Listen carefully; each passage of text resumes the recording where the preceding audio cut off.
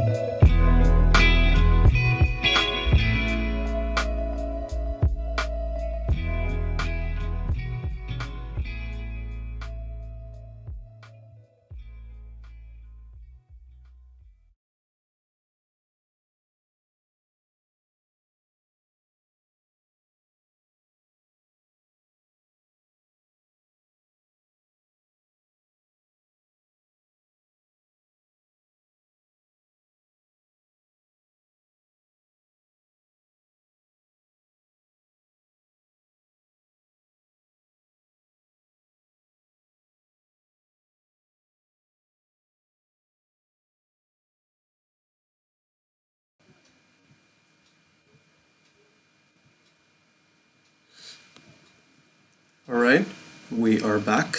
This is the discussion period.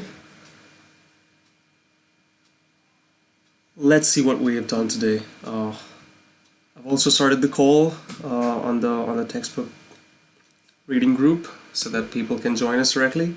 I think we're joined by Yuri-san. Hello, hi. Can you hear us?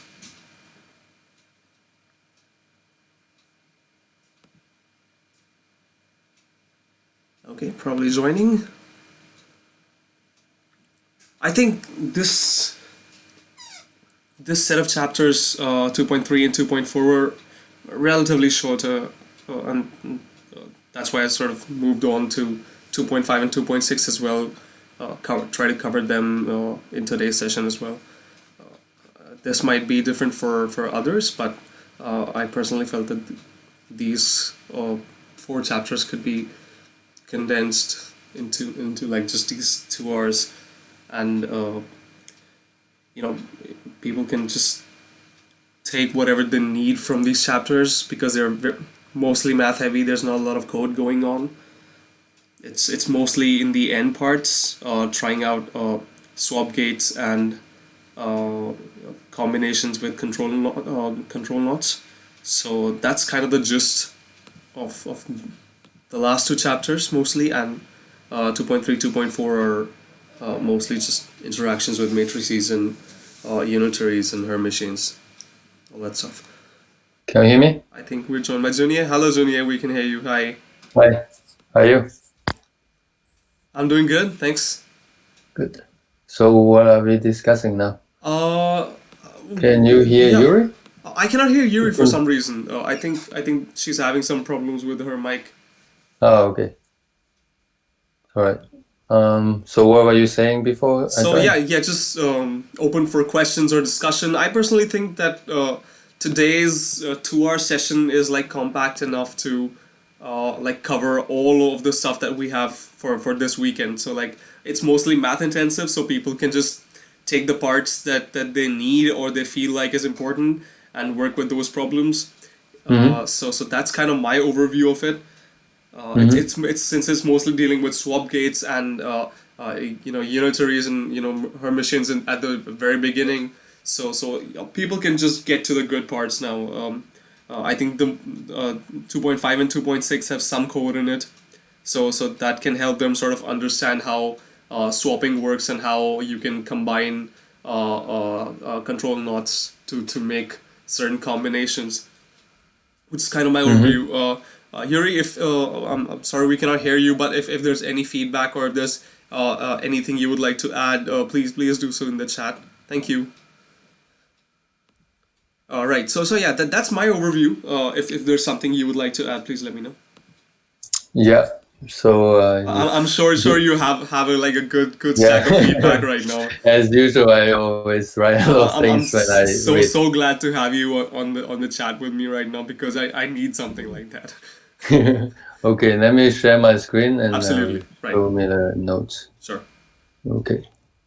Don't remember how to share my screen on Slack. Okay, give me a minute. It's the middle screen button, I guess. Oh yeah, I think. Can you see? I can see your screen now. Yes. Okay. So yeah, I wrote a lot of things. I haven't gone through it again. So as usual, I think I should go through the bigger problem, more general things. Sure. And then I'll talk about maybe some typo and stuff. Got it. Let me see. So I still think like the same feedback as last week that for some of these gate operations, it would be nice to have the illustration of how they are doing, like the rotation and stuff, how it visualized on a block sphere. And let me see, yeah, this is this part. And okay, maybe we just go through, since I just you and me, and you really cannot talk, so we can go through one by. So I couldn't see this part in the 2.3 that we're trying to explain the matrix. That I didn't see the part to explain, for example, when you composite the matrix in this kind of inner products, I mean outer products, that for example, if you meet a state that is U00, you meet a state that is 00, it produces a U00. I think it's not very clear for people. So later on, when they go to, for example, here, there's one sentence. Here it says, when expressed in this form, the Hadamard gates, then it's obvious that it takes 0 and produces plus. Of course, I understand this, but I assume that reader that doesn't have much experience might not get why you have this result. Right. This sentence just make it say, oh, very obvious. Mm-hmm. So I think in the previous chapter, just say, oh, maybe just give an example. When you have the 0, you put it here, you multiply it, and you have an inner product of 0 and 0. So you become 1. I think so it can be seen as an activity for the reader as well, like to add the matrix state and then decipher it for themselves. Yeah. So actually, I also have feedback on that. Okay. I only realized later on that there's some problem set. Yeah. There's some problem sets. I think it would be nice to have some form of little test at the end. At the end, right? Yeah. Sorry. Go on. For individual. Like you have taken EDX or Coursera, right? Yes. In a video, you always have in the middle, after you introduce the subjector, you have something to just test. Very straightforward questions, but to make sure that you get it and you can move on. So we have some kind of ways to do this would be better. Right. Because right now, it's a whole 2 chapter afterwards, and then you start testing. I think I'll be getting ahead of myself when I say this, but from what I've seen in the textbook before.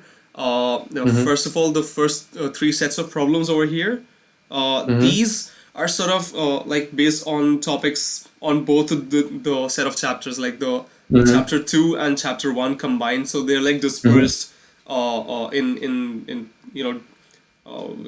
random amounts. So these problems, I think, as you mentioned before, can be broken down. Their problems can be broken down and dispersed into these chapters. Okay, sorry, I have a delivery. Can I pause for a few minutes? No problem. Yeah. Okay, and we're back. Sure, let's go. Sorry for this disruption. I just got a delivery. That's fine. That's okay. Fine. Yeah. Well, we are talking about the problem sets. Yes. So it'd be nice. I haven't have a look at these problems. Yeah. So you said that they are testing the knowledge in the first 2 chapters combined, right? Yeah. From what I've observed, like the knowledge of like all the gates and all the states is sort of dispersed in these problems, and so I think you're right. Yeah, I think it's nice to have this problem that is like some of these are quite repetitive, like quantum gates here and here is a bit related. So it's nice to have something to test. But I still think that each individual chapter will have a I agree, and I think they've rectified that in later chapters from where I've seen, for example, in the quantum algorithms chapters or in chapters after that, there are questions at the end of each notebook or each chapter. So so maybe that's something that they can change for the previous chapters as well. Right? Yeah. I think it's on some of the more later chapters as well.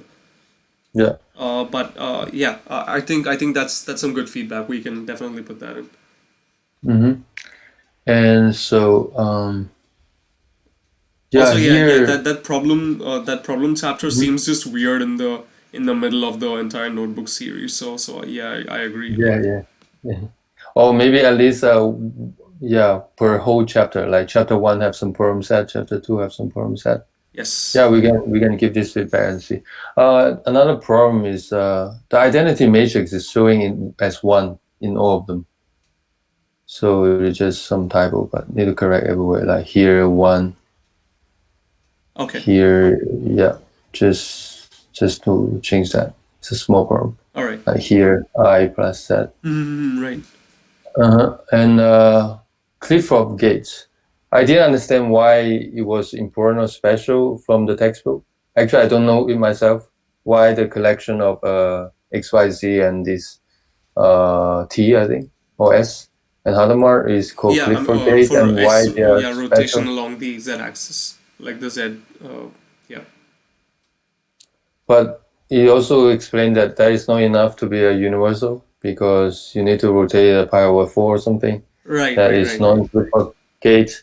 So I think this need to maybe just as the introduction to explain, at least maybe for historical reason, why it was called Clifford Gate and why it was grouped in a certain way. Okay. And as a reader to check, this is like a small problem. Right. As a small problem because there's a lot of things going on here. I agree. Like there's a lot of theory. You assume people understand the identity and how these become this. Yes. So we good to have a test like here, y, x, these are the same. Especially this. I mean, this maybe people are more familiar, but you have S dagger. It's a bit more complicated. Why you get a minus sign? So it'd be nice to have some exercise. Right. And I think Yuri also mentioned that somewhere in her notes. Yes, the importance of Clifford operations needs to be explained more. It'll be nice to like have more exercises, based on inner and outer products to get familiar with the idea, which I completely agree with. Like having theory-intensive sessions isn't enough. Like it's always a very important step to practice all of those mathematical notations, and just reading theory isn't gonna cut it. So I completely agree. Visual representation again that you mentioned, yes, and adding exercises. It's everything like that we've said. So we're in complete sync. That's great. I would say that. Yes. So at the end of this section, maybe I would just I'll gather the feedback I also have for the previous two chapter and 2 sessions. I will add it in GitHub and try to separate those that are more like the software-based problem, like Jupyter Notebook, or some are more for visualization, some for more typo. So I think it can help them to improve it. Okay. And let's see. Yeah. So in addition to adding animations, I think for some of these it would be nice to add the circuit drawings. Right. For example, there's one place that's showing. Let me see. In the later part, I think it's that you're showing something like here. Yes. Actually, you have a 2-qubit operation, and these are single qubit, but it's not clear this S is applying to which one. And it would be nice to just have a Qiskit, this circuit drawing right here to add, so it's a bit more visualized and understandable. Like I think these on the left is I think these chapters lack more circuit-based representation for Pauli decompositions in particular. So some circuit-based diagrams to sort of help visualization or any other form of visualization, I think would really help here. Yeah, I like to see the circuits myself. So yes, I think right. And chapter 2 or 5, I find it. I don't know. I think it's the most poorly written so far. There was just a whole block of text of saying a lot of things without saying much until here. And I think it needs a lot of improvement, maybe dividing into sub-chapters. And I don't know.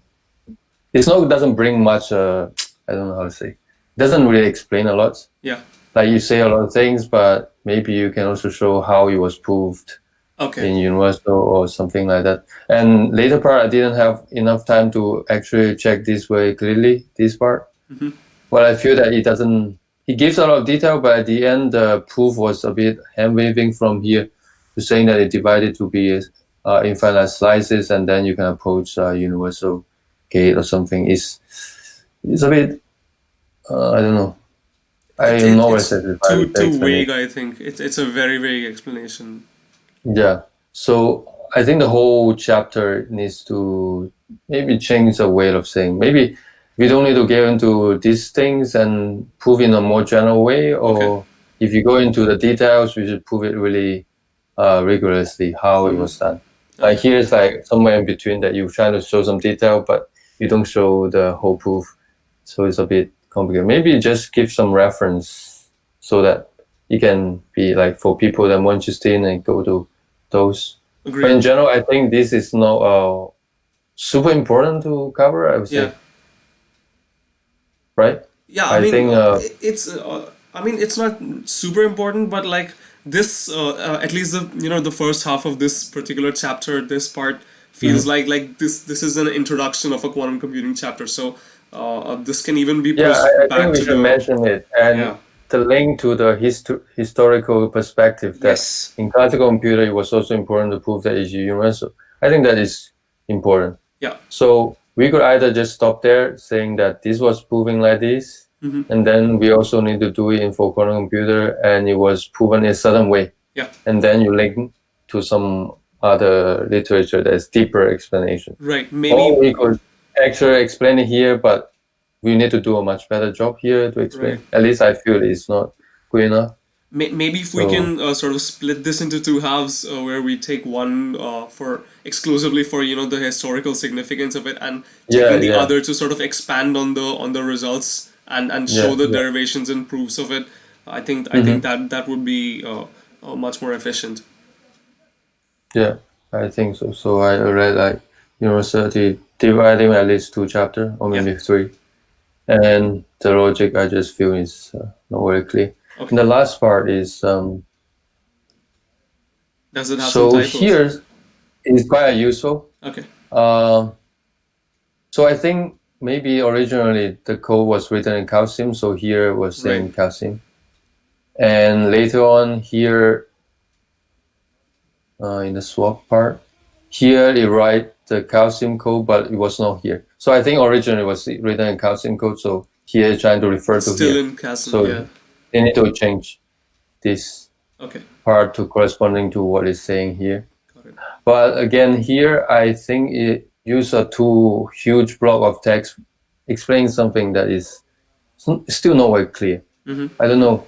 I think that since we already introduced the matrices, we can. I think here what they want to do is that trying to show that swap gate can be made by 3 CNOT gate without going to the math. Okay. So give you a feeling, but we're already introducing the matrices. I think here we should just use the matrix equivalent to show it, so it's more clear and also shorter. Right. Here is a lot of text and saying, you feel like this, and yeah, I think it should be changed because that can be done in a way like chapter 1 to just give you a feeling. But now we already have the mathematical foundation. We can go a bit more straightforward and clear proof. So later on, it could be done in the same way, but I didn't have time to go through here because I was trying to check every small things. Yeah, I think they even mentioned that certain subsection could be skipped after that because it's mostly just math. I think they mentioned it themselves. Okay. So, yeah. So they want to assume people don't go through the math? I guess. Let me see. It was that could be also. Let me just show you quickly. That the thing that it's optional. Actually, it was optional. Yeah, it was optional. Okay. Over here. Yeah. If you can see my screen. Okay. And I am not seeing your screen. No, I mean on the YouTube channel. I'm still keeping your screen over here so that you have the screen share. So, but that's fine. You can bring your screen back. You can bring your screen back.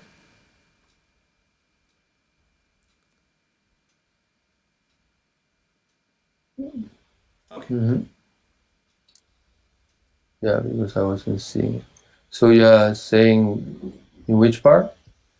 It's right under making the Q. Yeah, it's right under making the CNOTs we need from the CNOTs we have.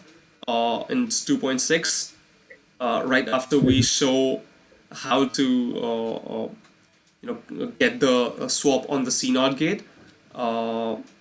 It says this rest of the subsection is dedicated to another explanation for the same thing, which involves more math. So if you want to see more, mathematical notations, so that certain part can be skipped in the chapter, and then we get back to the basic circuit identities. Okay. Let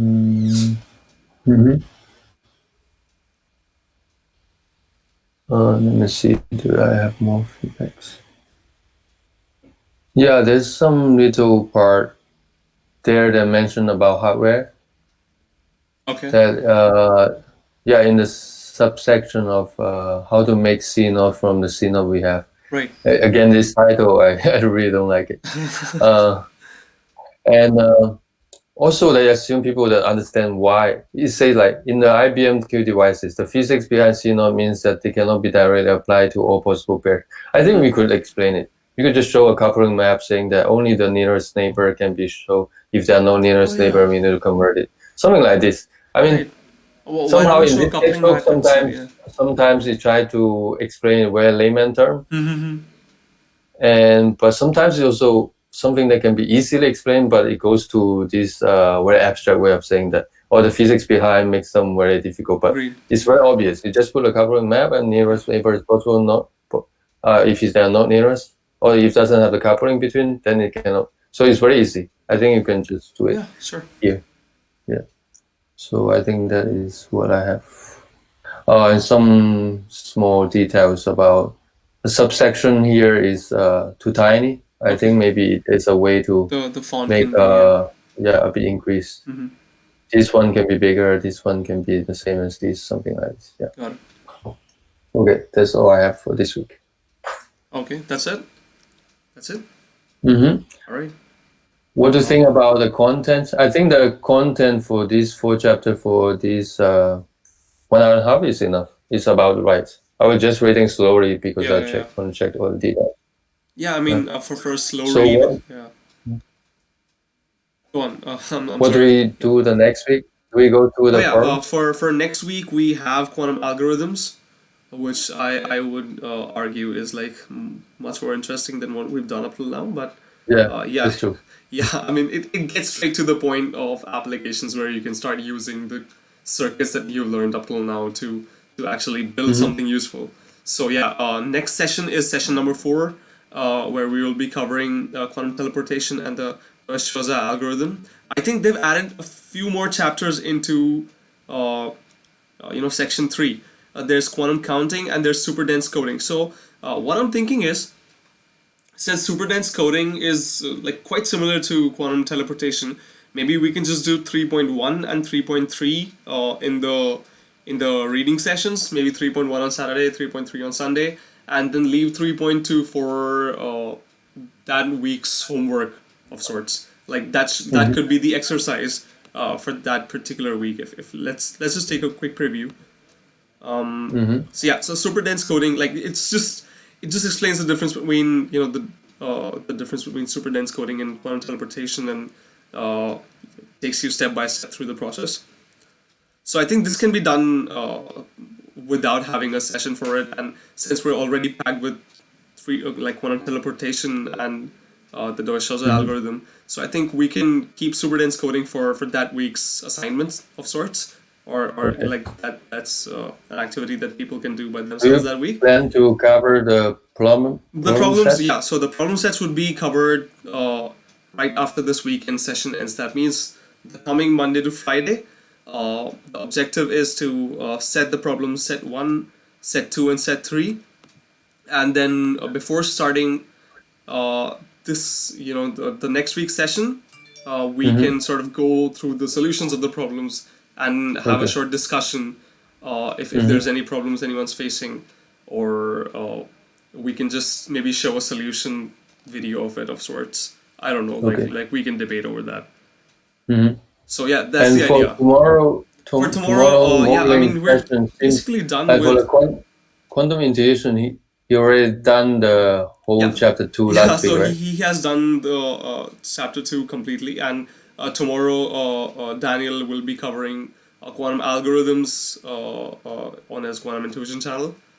So I don't know how many algorithms can he cover in 2 hours, but if he can do all of them, then that's great. Like that's a great resource for anyone who's. So basically, he will go on his pace, and we go. The idea became that we can work on our own pace. Like I will host this for everyone to work on those problems, and he can do those as a quick walkthrough of sorts, where people who are confused or would just like to see another perspective, another approach can watch his video, and that's I like that. Also, the video he make can use for later on people that can watch and catch up with other sessions that we have.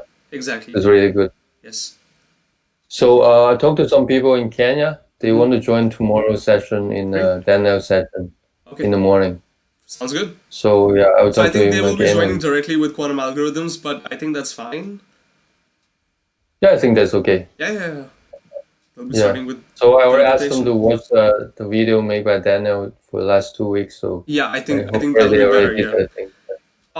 Just to be fair, like once again, this involves more math, so the walkthrough might not help a lot over there. Like maybe covering some sections, like some important parts, but not everything is covered in the video. Like it's a very quick rundown.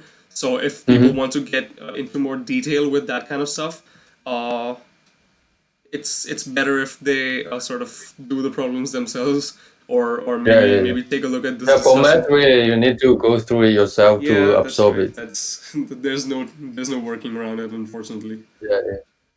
Mhm. Okay. Thanks, Yuri.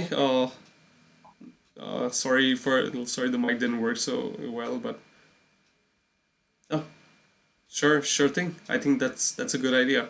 Um, we can have a collective feedback at point. Like I'm adding feedback threads just so that we have a collective point Mhm. for having all the feedback Yeah, together for so each different maybe session. this weekend I will just put everything. Actually, most of the feedback on my own, so I can just Right. change them and Yeah. arrange them in a certain way that you can see like some maybe priority or different aspect, and I'll Sure. create a GitHub issues for Yeah. them to tackle and easier handle. hmm But it's good to we can have a meeting with apes to Sort of, yeah, just sort of to decide actually what talk how and we go see, around maybe that he thing. already have some plan. Yeah.